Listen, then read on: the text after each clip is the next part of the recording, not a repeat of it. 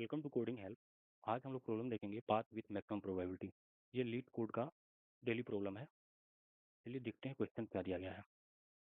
Question दिया गया, you are given an undirected weighted graph of n node represented by edge list where edge i equal to a b in is an undirected edge connecting the node AB with a probability of success of traversing that edge success probability I।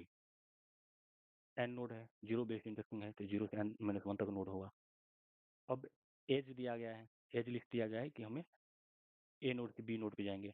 As list के आई पर होगा कौन से starting point से कहाँ तक जा सकते हैं। और ये अनडायरेक्टेड एज है तो ए से बी पे जाएंगे तो बी से ए पर भी जा सकते हैं।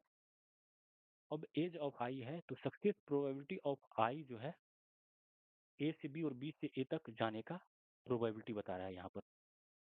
ठीक है, given two node start node and end, find the path with maximum probability of success to go from start to end and return its success probability. बताना है स्टार्ट पॉइंट दिया गया, एंड पॉइंट दिया गया है। तो हमें स्टार्ट से एंड तक पहुंचने में मैक्सिमम प्रोबेबिलिटी कितना हो जाएगा यहाँ पर पहुंचने में। ठीक है, if there is no path from start to end return 0 कर देना है। और हमारा जो आंसर होना चाहिए, आंसर जो है आंसर का मैक्सिमम डिफरेंस एक्चुअल आंसर से 10⁻⁻5 तक होना चाहिए। ठीक है, तो चलिए देख लेते हैं, एग्जाम्पल समझते हैं। ये दिया गया है एज दिया, पहले नोड तो 3 दिया गया है, जीरो बेस इंडेक्सिंग बोल रहा है तो 0 से 2 तक होगा। उसके बाद एज दिया गया है 0 से 1 तक जीरो इंडेक्स पे, और जीरो इंडेक्स पे वेट दिया गया है तो 0 से 1 तक जाने का प्रोबेबिलिटी 0.5। फिर 1 से 2 जाने का, 1 से 2 जाने का पाथ दिया गया, ये उसका प्रोबेबिलिटी भी 1 इंडेक्स पे होगा 0.5। और फिर 0 से 2 जाने का तो ये हो गया प्रोबेबिलिटी। अब स्टार्ट नोड दिया गया है यहाँ से 2 तक। अगर हमें क्या करना है, यहाँ से यहाँ तक पहुँचने तो मैक्सिमम कितने प्रोबेबिलिटी हो सकते हैं, चलिए ट्रेवर्स कर लेते हैं। 0 से अगर ये स्टार्ट है, स्टार्ट से हम सारे एडजेसेंट नोड को कवर करते हैं। 0 से पहले 1 तक जाएंगे, 1 तक पहुंचने का प्रोबेबिलिटी, और कोई भी आदमी 0 पॉइंट पे है तो उसका प्रोबेबिलिटी क्या होगा, तो प्रोबेबिलिटी 1 होगा क्योंकि हम वहां पर ऑलरेडी खड़े हैं और बोल रहा है 1 पे। तो ये पाथ में हमारा कितना प्रोबेबिलिटी यहाँ तक पहुंचने का, हमारा प्रोबेबिलिटी है 0.5। ठीक है, तो प्रोबेबिलिटी कितना हो जाएगा, यहाँ तक पहुंचने का प्रोबेबिलिटी इंटू 0.5, तो हमारा यहाँ पहुंचने का प्रोबेबिलिटी हो जाएगा 0.5। ठीक है, अब नेक्स्ट 0 क्या बोलेगा, तो 0 से 2 तक जाने का प्रोबेबिलिटी, तो बोलेगा 0 से 2 तक जाने का प्रोबेबिलिटी जो है 0.2 है। फिर ये 1 आ जाएगा। ठीक है, तो 1 आएगा, तो 1 से देख लेते हैं 1 से 2 तक जाने का प्रोबेबिलिटी कितना हो जाएगा। 1 से 2 तक जाने का प्रोबेबिलिटी 0.5 इंटू 0.5 तो 0.25 हो जाएगा। तो इन दोनों में जो मैक्सिमम होगा प्रोबेबिलिटी, तो हम उसी पाथ से जाना पसंद करेंगे, तो मैक्सिमम चांस है हमको पहुंचने का, तो यहाँ पर 0.5 रिटर्न कर देना है। अब फॉर एग्जाम्पल के लिए हमें 0 से सारे एडजेसेंट नोड पे जब ट्रेवर्स कर रहे हैं, तो अगर हमारे पास एज दिया गया है तो हम सबसे पहले ये खोजेंगे कि भाई 0 से 1 तक पहुंचने का इंडेक्स कौन सा है और वहां का प्रोबेबिलिटी कितना है। फिर 0 से 2 तक पहुंचने का, 0 से हम कहाँ कहाँ पहुंच सकते हैं, सबसे पहले तो ये खोजेंगे जहाँ जहाँ जहाँ 0 होगा तो उसके एडजेसेंट नोड पे जा करके और उसका इंडेक्स पे फिर सक्सेस प्रोबेबिलिटी के इंडेक्स पे जाएंगे, फिर उस पर पहुंच के प्रोबेबिलिटी कैलकुलेट करेंगे। इसके लिए हम लोग क्या करते हैं, इस तरह से ट्रेवर्स करेंगे तो हमारा यही बहुत सारा टाइम कम्प्लेक्सिटी हो जाएगा। तो इसलिए हम लोग कौन सा एक डेटा स्ट्रक्चर लेंगे, एडजेसेंसी मैट्रिक्स बना लेंगे। एडजेसेंसी मैट्रिक्स बनाएंगे कि भाई हाँ 0 से 1 तक पहुंचेंगे, और 0 से 1 तक पहुंचने का हम जो है प्रोबेबिलिटी स्टोर कर लेंगे 0.5। सेम कर लेंगे यहाँ पर 1 से 2 जाने का प्रोबेबिलिटी हमारा कितना है, 1 से, अब जब 0 से 1 जा रहे हैं तो 1 से भी 0 होगा सेम, 1 से लेकर के 0 तक पहुंचने का 0.5 प्रोबेबिलिटी हो जाएगा। फिर 1 से 2 जाने का प्रोबेबिलिटी 0.5 हो जाएगा। इस तरह से हम लोग क्या करेंगे, हर एक नोड के कोरस्पॉन्डिंग उसका adjacent node and probability store कर लेंगे। ठीक है, तो इसके लिए हमें लेना पड़ेगा वेक्टर, वेक्टर और पेयर लेना पड़ेगा। ठीक है, पेयर में क्या होगा, स्टार्टिंग में नोड होगा तो इंटीजर होगा, और प्रोबेबिलिटी तो डबल में हो गया है। ठीक है, प्रोबेबिलिटी क्योंकि ये एक 0.5 0.6 है, रियल नंबर है तो डबल में लिख लेंगे इसको। हमें एक एडजेसेंसी मैट्रिक्स बना लेंगे। ठीक है, चलिए अब देखते हैं नेक्स्ट प्रॉब्लम पे। अब यहाँ पे दिया गया है 0 से हम इसके एडजेसेंट नोड पे कवर कर लेते हैं 0.5 और 0.3। अब हम क्या करेंगे, फिर 0.5 जो है इसको विजिट करने आ जाएगा, फिर 0.3 क्योंकि बाई डायरेक्शनल है, जीरो ये 2 जो है 0 को ट्रेवर्स करने आ जाएगा। तो हम क्या करेंगे, इस नोड के लिए हम बोलेंगे कि जिस नोड पे हम लोग अगर विजिट कर लेंगे और उसके सारे एडजेसेंट को हम लोग प्रोसेस कर लेंगे तो उसको विजिटेड मार्क कर लेंगे। तो विजिटेड ले लिए हैं, विजिटेड में मार्क कर देंगे ट्रू, इस तरह से। हम 0 से 1 पे आएंगे, 0 से 2 पर आएंगे, फिर से क्या करेंगे, यहाँ से है, यहाँ पर प्रोबेबिलिटी क्या होगा 0.5 0.3। अब जैसे ही 0.5 से लेकर के 0.3 तक पहुंचेंगे और 0.5 से 1 से लेकर के 2 तक पहुंचेंगे तो यहाँ इसका प्रोबेबिलिटी कितना हो जाएगा 0.5 इंटू 0.5 तो 0.25 हो जाएगा। इन दोनों का जो है मैक्सिमम हमें नोड पे स्टोर करना है तो 0.3 हो जाएगा। हम क्या करेंगे, हर एक नोड पे जो है प्रोबेबिलिटी स्टोर कर रहे हैं, हर एक नोड पे मैक्सिमम प्रोबेबिलिटी स्टोर कर रहे हैं। तो हम एक MXP का एक वेक्टर ले लेंगे डेटा स्ट्रक्चर। स्टार्टिंग में हमें हर एक नोड का 0 होगा और हम जिस नोड से स्टार्ट करेंगे तो वहां पर रहने का प्रोबेबिलिटी 1 हो जाएगा। फिर वहां से हम सारे प्रोबेबिलिटी को कैलकुलेट करेंगे और हर एक नोड पे जहां पर मिनिमम होगा उसको मैक्सिमम प्रोबेबिलिटी से रिप्लेस कर देना है। अब चलिए ये तो देख लिए, अब हम लोग क्या ले सकते हैं, हम 0 से प्रोसेस कर रहे हैं, ठीक है। हमें चलिए विजिटेड और मैप क्या कहते हैं मैक्सिमम प्रोबेबिलिटी का 2 डेटा स्ट्रक्चर और एक लिए हैं एडजेसेंसी मैट्रिक्स के, 3 डेटा स्ट्रक्चर तो समझ लिए हैं।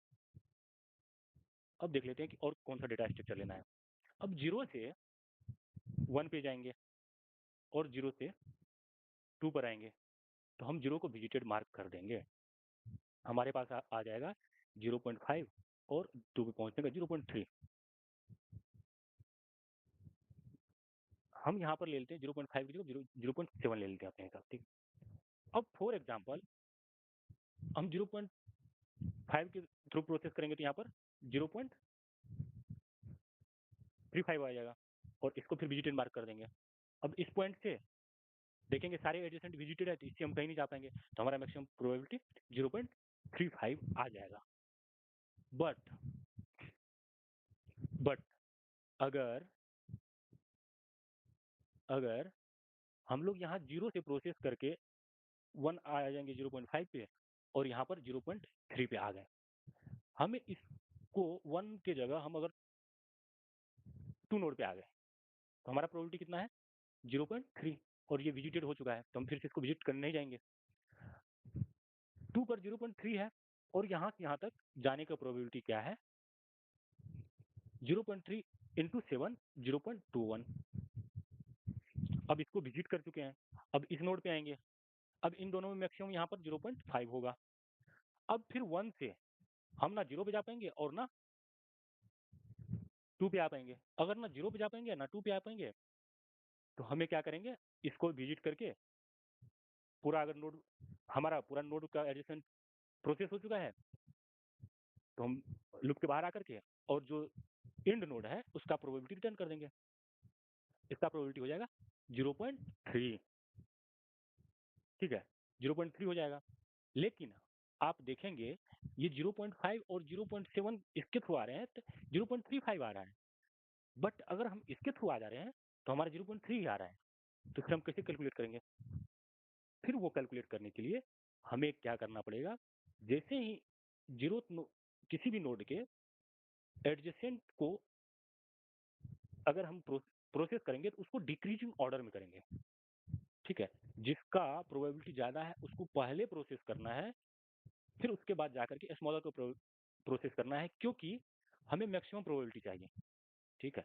आप अगर याद होगा डिस्कस्ट्रा एल्गोरिथम में हम सिंगल सोर्स शॉर्टेस्ट पाथ होता है, हमें अगर सिंगल सोर्स से हर एक नोड पर जाना होता है और शॉर्टेस्ट पाथ कैलकुलेट करना होता है तो उसके लिए हमें जो प्रायोरिटी क्यू चाहिए वो डिक्रीजिंग ऑर्डर में चाहिए, कि जिस नोड का जो वैल्यू होगा एक्स से वाई तक जाने का, मान के चलिए यहाँ पर 2 हो रहा है, यहाँ पर 5 हो रहा है, तो जिसका वैल्यू मिनिमम होगा तो हम उस नोड से प्रोसेस करेंगे, ठीक है।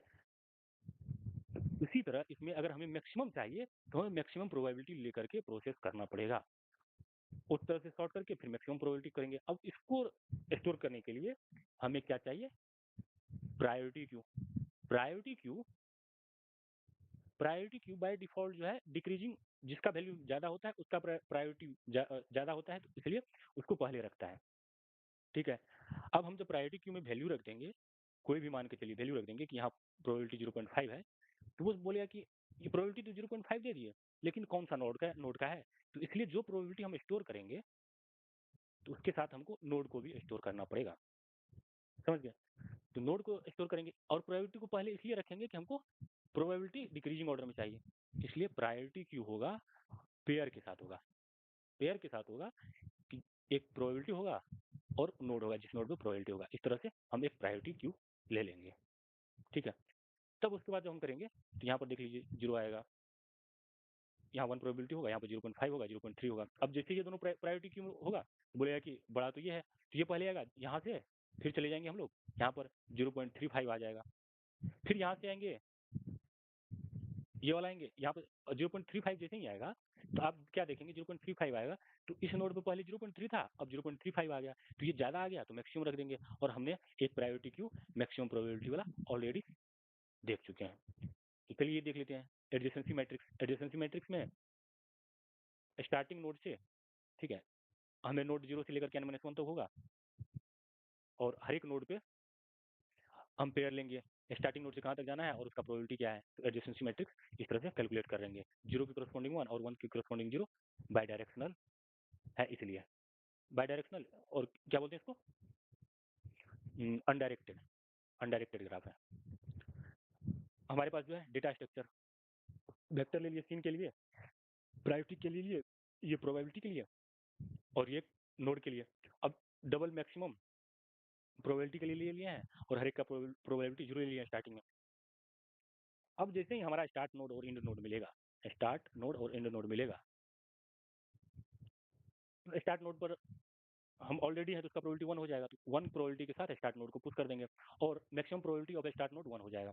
अब देखेंगे क्यू एम्प्टी नहीं है, तो टॉप पे एलिमेंट लेकर के उसको, ठीक है, टॉप पे एलिमेंट लेकर के स्टार्टिंग में टॉप के फर्स्ट में प्रोबेबिलिटी होगा, सेकंड में नोड होगा। अब देखेंगे वो नोड विजिटेड है, अगर विजिटेड नहीं है तो विजिट करके उसके सारे नोड, विजिट नहीं तो विजिट करके उसके सारे एडजेसेंट नोड को ट्रेवर्स कर लेंगे। अब सारे एडजेसेंट नोड पे हम देखेंगे कि एडजेसेंट नोड का प्रोबेबिलिटी कितना है। अगर उस नोड का प्रोबेबिलिटी मिनिमम है मतलब एम एक्स ऑफ जिस नोड पे हम पहुंच रहे हैं, एडजेसेंसी मैट्रिक्स में फर्स्ट नोड पे क्या होगा, एडजेसेंसी मैट्रिक्स में 1 के करस्पॉन्डिंग 0 और प्रोबेबिलिटी होगा, तो इसलिए फर्स्ट में क्या होगा, नोड होगा, तो ये नोड है। अब उस नोड पे मैक्सिमम प्रोबेबिलिटी है, स्टार्टिंग में सबका 0 होता है, 0 है, और इस नोड पे पहुंचने का क्या हो जाएगा प्रोबेबिलिटी, हम जिस नोड से आए हैं उसका प्रोबेबिलिटी, और जो पाथ में 1 से 0 तक पहुंचने का 0.5, दोनों को मल्टीप्लाई कर लेंगे। अगर देखेंगे हम जिस नोड पे 1 पे जा रहे हैं उसका probability lesser than current node का प्रोबेबिलिटी, और करंट नोड से उस नोड तक पहुंचने की प्रोबेबिलिटी से लेकर है, तो उसको अपडेट कर देंगे और उसको क्यू में पुश कर देंगे, प्रायोरिटी क्यू में, और हर एक बार प्रायोरिटी क्यू सॉर्ट कर रहा है डिक्रीजिंग ऑर्डर में। ठीक है, उसी तरह से हम लोग प्रोसेस कर देंगे। अगर है क्या कि एक बार जो नोड विजिट हो चुका है, अगर जैसे एक बार नोड विजिट हो चुका है, हम फिर उसको विजिट नहीं कर पाएंगे। ठीक है, ये देख लिए। और एंड में क्या करेंगे हम लोग, मैक्सिमम प्रोबेबिलिटी क्या करते हैं, रिटर्न कर देंगे, एंड का जो मैक्सिमम प्रोबेबिलिटी होगा तो रिटर्न कर देंगे उसको। ठीक है, इसका टाइम कम्प्लेक्सिटी कर लेते हैं। प्रायोरिटी क्यू का क्या होता है, इंसर्शन और रिमूवल का होता है लॉग एन, और मैक्सिमम हमारे जो प्रायोरिटी क्यू में एलिमेंट हो सकता है एन, तो टाइम कम्प्लेक्सिटी हो जाएगा एन लॉग एन। हो सकता है एन एनो एलिमेंट को रिमूव करना हो या इंसर्ट करना हो तो एन लॉग एन हो जाएगा मैक्सिमम टाइम कम्प्लेक्सिटी। कोड भी देख लेते हैं, कोड देख लेते हैं, ये दिया गया है, एडजेसेंसी मैट्रिक्स पहले ले लिया है डबल लेकर के, उसके बाद फिर ये जो है डेटा स्ट्रक्चर जो हम लोग बात की थी वो ले लिए हैं, और ये क्यू में स्टार्टिंग में पुश कर दिया, उसका मैक्सिमम प्रोबेबिलिटी ले लिए हैं, उसके बाद ये वाइल लूप लगा लिए हैं। सेम एग्जैक्ट कोड है, प्रोबेबिलिटी नोड अगर नोड सीन है जो नोड, तो उसको प्रोसेस करके उसके सारे एडजेसेंट नोड को कवर कर लेंगे, और उसके बाद उसका मैक्सिमम जो एंड में होगा आंसर रिटर्न कर देंगे। चलिए हम लोग क्या कर सकते हैं, सबमिट कर लेते हैं।